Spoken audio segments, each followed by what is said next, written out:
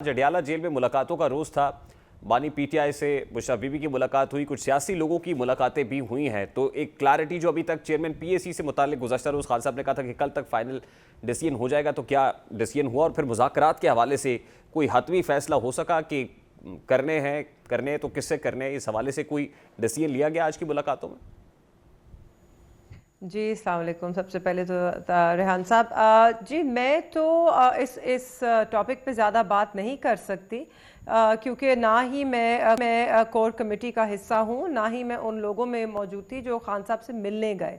और तीसरी, मैं तो इस्लामाबाद हाई कोर्ट में मौजूद थी जहाँ पे साइफर केस की अपील चल रही है। मैं वहीं से होती हुई आ रही हूँ। तो मुझे इस वक्त तक तो मेरे पास कोई अपडेट नहीं है कि क्या गुफ्तगू हुई है। हाँ, कल तक जहाँ तक मुझे पता था, क्योंकि कल भी कुछ लोगों की मुलाकात हुई थी खान साहब से, तो उन्होंने पीएसी पे यही कहा था कि उस पर अभी बातचीत चल रही है और उन्होंने कोई हतमी फैसला अभी तक नहीं किया है। आज के हवाले से कहा था कि आज बताएंगे कि हतमी तौर पर क्या फैसला हुआ है कि चेयरमैन पीएसी कौन होगा। और गुज़श्ता रात अली अमीन गंडापुर की मुलाकात भी खान साहब से अडियाला जेल में हुई है। ये मुलाकात भी खासी डिसाइसिव थी। तो कोई कंसेंसस हुआ कि इस्टेब्लिशमेंट के साथ मुज़ाकरात होने हैं, नहीं होने होंगे? तो क्या टीओआर्स कौन डिसाइड करेगा, मैंडेट किसके पास होगा? ये बातें डिसाइड हुई हैं या अभी this is still hanging in the air? Rehan साहब, nothing is hanging in the air. आप लोग लटकाना चाह रहे हैं एक चीज़ को जो है ही नहीं। आपको खान साहब का कल वाज़े बयान आया था अडियाला से, और वहाँ पे रिपोर्टर से भी उन्होंने ख़ुद जब मुखातिब हुए तो उन्होंने यही कहा कि मैं इस्टेब्लिशमेंट से कोई डील नहीं करना चाहता हूँ और ना ही मैं उनसे कोई बात कर रहा हूँ। अगर मैंने उनसे बात करनी होती तो मैं पहले ही कर लेता। अब जब मेरे लोगों के घर तबाह और बर्बाद हो गए, मेरे जमात के लोग जेलों में बंद हैं, तो अब मैं क्या बात करूँगा?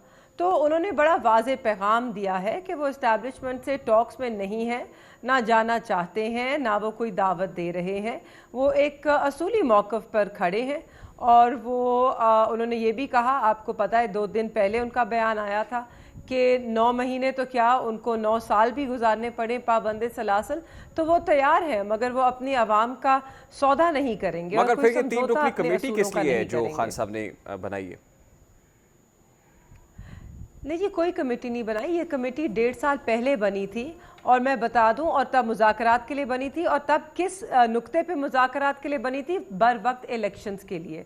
वो ही एक कमेटी है। उसके बाद उन्होंने जो बयान दिया है, जिसको शायद रिपोर्ट कोई सही तरह करना चाह नहीं रहा, वो ये है कि अगर कोई बात भी हुई मुज़ाकरात की, तो वो बैरिस्टर गौहर आपको बताएंगे, और मेरी जमात में से कोई नहीं इस मुद्दे पर गुफ्तगू करेगा। बिल्कुल ठीक है, लेकिन मेहरबान साहब, वो जो कमेटी ये है वो नाम, देखिए, अगर ये आपको इलेक्शन से मुताल्लिक जो बातचीत करने के लिए एक कमेटी कॉन्स्टिट्यूट हुई थी, उसमें तो शाहमूद कुरैशी साहब भी थे, एज पर माई इन्फॉर्मेशन उसमें असद कैसर साहब भी थे, उसमें गालिबन परवेज खटक साहब भी थे। वो कमेटी तो बिल्कुल मुख्तलिफ थी। ये कमेटी जो अभी सामने आई है, इसमें अली अमीन गंडापुर का नाम है, उमर अयूब का नाम है, और इसमें जो है वो शिबली फराज का नाम है। तो ये कमेटी तो फ़र्क नहीं है। जी, आई डोंट नो आप पॉइंट क्या आपका है। हमारी जो लीडरशिप, आप जानते हैं, सबसे सीनियर तरीन लीडरशिप है, वो इस वक्त जेल में है। और मेरा तो यही मुतालबा होगा कि अगर कोई गुफ्तगू करना चाहता भी है हमारी जमात के साथ, कि जैसे कि हुकूमत की तरफ से दावत आ रही है या पेशकश की जाती है, तो पहले खान साहब को बाहर निकालें। खान साहब ही हैं जिनके पास वो मैंडेट है हमारी सबकी तरफ से कि वो गुफ्तगू या मुज़ाकरात कर सकें। तो वो जेल से बाहर आएंगे तो हर किसी से मुज़ाकरात होंगे, हर किसी से गुफ्तगू होएगी, हर जमात से होएगी, जो गुफ्तगू करना चाहते हैं। जो खबर रिपोर्ट हुई, खान साहब का बाहर आना जरूरी है। 190 मिलियन पाउंड केस में समाअत के मौके पर सहाफियों से गुफ्तगू हुई खान साहब की। उसमें जो खबर रिपोर्ट हुई उसके मुताबिक खान साहब ने ये मैंडेट इन 3 लोगों को दिया है कि वो इस्टेब्लिशमेंट से बात करेंगे। तो क्या ये खबर, ये इसको मिस रिपोर्टिंग कहेंगे, गलत खबर सामने आई है? 3 रुकनी कमेटी से गलत है ना, आप जान, I think you insistent on a topic that I have already answered. उन्होंने जो 3 नाम लिए हैं, उन्होंने ये नहीं कहा कि ये कमेटी है। उन्होंने कहा है अगर कभी कोई गुफ्तगू हुई तो ये 3 लोग हैं जिनके ज़रिए हो सकती है, और ये आपको अपडेट करेंगे। मगर अभी तक कोई गुफ्तगू नहीं हो रही, ना ही हम किसी के साथ मुज़ाकरात में हैं। اور وہ انہوں نے اس لیے کیا ہے کہ جماعت میں ہر دوسرا بندہ اٹھ کے اپنا اس کے اوپر تبصرہ نہ دے کہ ہمیں مذاکرات کرنے چاہیے ہیں یا نہیں کرنے چاہیے یا کس سے کرنے چاہیے ہیں. دیکھیں جن 3 لوگوں کا نام انہوں نے دیا کہ چلیں کسی بھی سٹیج پہ مذاکرات ہوں گے, اگر ہوں گے تو یہ ہوں گے, تو جن 3 لوگوں کا نام لیا مہربانو صاحبہ, اس میں شبلی فراز صاحب تو پہلے ہی اپنا مائنڈ بتا چکے ہیں کہ مذاکرات اگر ہوں گے تو اسٹیبلشمنٹ سے ہوں گے. نہیں جی, انہوں نے یہ نہیں کہا ہے. آپ you want to just go on and on about this, we can go on about this for as long as you like. مگر انہوں نے شبلی فراز صاحب کا نام بالکل لیا. شبلی فراز صاحب نے یہ بات کی کہ اس وقت اگر تو ہم نے بات بھی کرنی ہوتی تو ہم کس سے کرتے, ہمیں اسٹیبلشمنٹ سے کرنی پڑتی, کیونکہ اختیار تو انہی کے پاس ہے, حکومت کے پاس تو اس وقت انفارچونیٹلی کوئی اختیار ہی نہیں ہے. تو آپ اگر گفتگو مذاکرات کرنے جاتے ہیں تو آپ اسی سے کرتے ہیں جس کے پاس ساری طاقت ہے, رائٹ. تو اس کو تو ہمیں تسلیم کرنا ہوگا. مگر جس نقطے پہ آپ کو فوکس کرنا چاہیے اور آپ نہیں کر رہے وہ یہ ہے کہ انہوں نے کہا اس کے TORs کیا ہوں گے.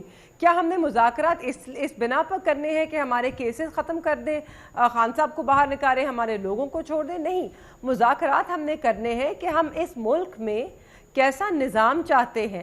کیا ہم چاہتے ہیں کہ پاکستان ایک جمہوری نظام کے تحت چلے؟ کیا ہم چاہتے ہیں کہ پاکستان میں ہر کوئی آئین کے تابع ہو؟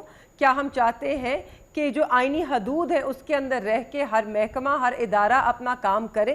حکومت آپ سے کہہ رہی ہے کہ مذاکرات کرنے ہیں, لیکن آپ حکومت سے مذاکرات کرنا نہیں چاہتے کیونکہ حکومت کے پاس مینڈیٹ نہیں ہے, وہ بے اختیار ہے, آپ سمجھتے ہیں. اسٹیبلشمنٹ سے اس لیے مذاکرات ہو سکتے ہیں کہ اسٹیبلشمنٹ با اختیار ہے.